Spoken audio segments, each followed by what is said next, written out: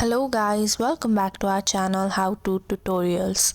In this video, I'm going to show how you can log out of your MetaMask app. So without further delays, let's get straight into the video. Firstly, you'll have to open the MetaMask app on your device and also make sure you're logged into your account.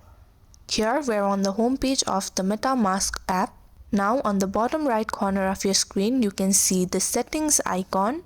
Tap on it and you'll be led to the settings page. Here on this page, if you scroll downwards, on the last option, you'll be able to see the log button. You'll have to tap on it since we're going to log out of the MetaMask app.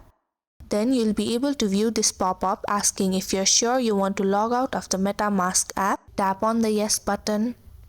And now you're successfully logged out of the MetaMask app. So if you found the video to be helpful, don't forget to like, share and subscribe to our channel.